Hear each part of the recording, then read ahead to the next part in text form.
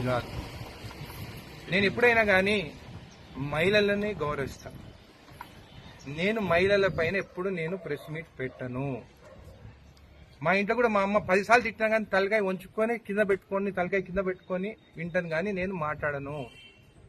మహిళల పైన ఏమైనా కానీ మనం మాట్లాడితే వాళ్ళు 10 తిట్టినా కానీ మనం ఒక్క మాట మనం తిరిగి తిడితే, నువ్వు ఒక్కసారి తిట్టినావు కదా అని చెప్పేసి మహిళలందరూ మన పైన రివర్స్ అవుతారు.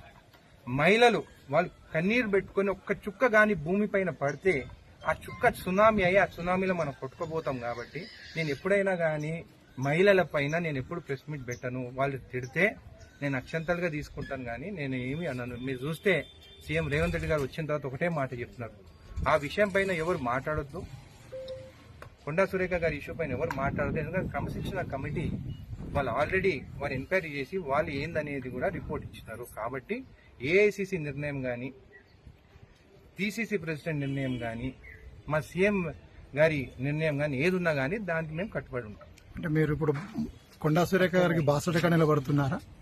నేను ఒక మహిళల పైన నేను ప్రెస్ మీట్లు పెట్టను, మహిళలను కించపరిచేలాగా నేను మాట్లాడను. ఎవరు తప్పు చేసేది అనేది దేవుడు చూస్తున్నారు. ఆల్రెడీ క్రమశిక్షణ కమిటీ వాళ్ళ నివేదిక ఇచ్చినారు. దానిపైన ఏది చర్యలు తీసుకున్నా కానీ దానికి కట్టుబడి ఉంటాం.